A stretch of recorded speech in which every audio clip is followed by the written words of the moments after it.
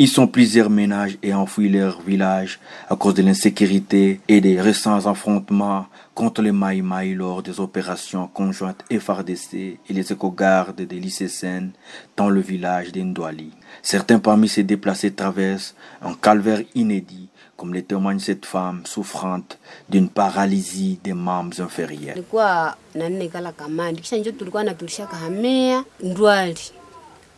Kisha Ndwali tukakua kule senye kulikuwa vita njo tulikimbia. Juu ako njo kuko mimea yetu ndio hapa tulishakazikosa. Na mnatokea mwingine gani? Kwa Ni kule ma restaurant kule Ndwali. Kwanja mgulu ulikuwa njo najua nilishakaenda nitashia kule Ndwali. Kisha naniko naendea kumuchwe. Kisha njo mgulu njo ilishafuata lomea hapa sana. Chanjo mimi nanje shindwa na kwenda. Unapata dawa, unakula je, ni namna gani?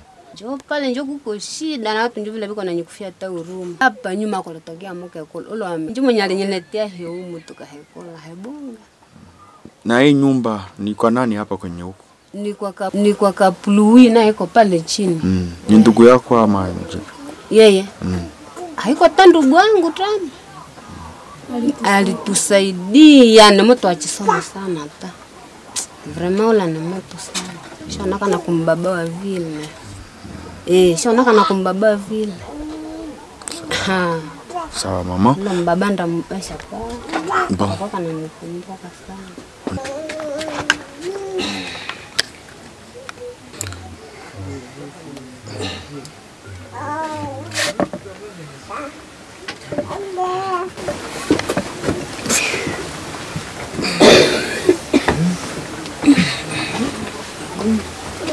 Découverte dans une hutte en état de délabrement par les équipes de la Croix-Rouge de la RDC lors de l'opération de ciblage effectuée dans le village de porte à porte. Coincé sur un grabat dans une pièce sombre où seule sa voix pouvait signifier la présence humaine.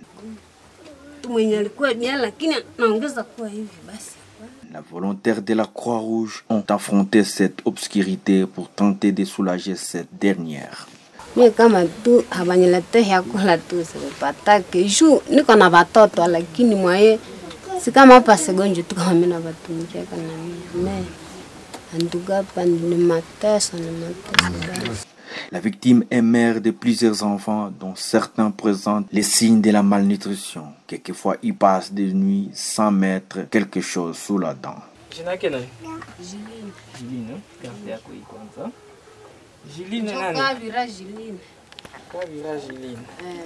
Cette vulnérabilité n'a pas manqué de toucher les volontaires de la Croix-Rouge dans le souci humanitaire. Ils ont conjugué leurs efforts et ont apporté un petit soutien à cette famille en attendant que d'autres humanitaires viennent au secours à un grand nombre de déplacés vulnérables se trouvant dans la même situation à Kikuvo, Kamandigit et Kanyandae au sud de Lubero.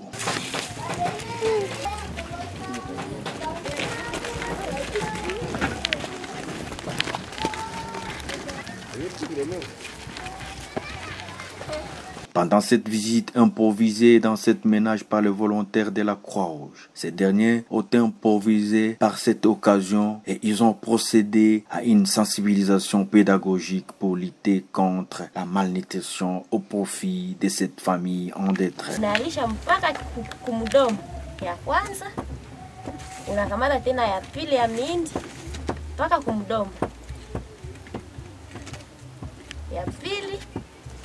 Unakamata tena muindi mpaka kumdomo ya tatu. Tumetia ngapi ya muindi? Tatu. Ya kuyala mpaka kumdomo. Tunaenda kusoja. Tunakamata msoja kopo moya ti.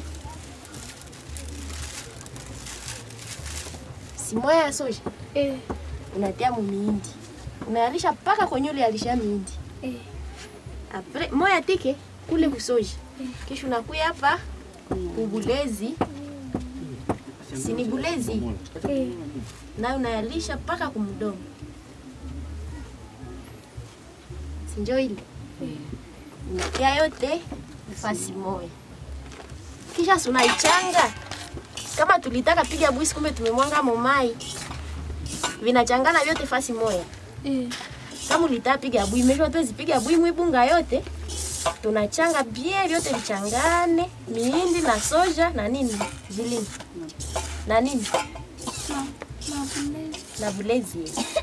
Ikishanja tokota, unakonde 20 minutes niko kumoto. Inatokota bien. Ikisha tokota pile 20 minutes, sasa unashukisha kumoto, unatia ndani sukari. La recrudescence des conflits dans le territoire de Lubero, sur les côtes ouest du lac Édouard, rend plusieurs familles très vulnérables. Cette situation nécessite une attention particulière des humanitaires en dépit de l'inaccessibilité dans des zones où se trouvent les nécessités. Toutefois, ici de noter que la Croix-Rouge possède une couverture très large, même dans des zones inaccessibles, comme nous le constatons. Retenons que cette présence de la Croix-Rouge pourrait servir d'un pont humanitaire pour d'autres organisations qui ont la même mission de soulager le vulnérable en détresse.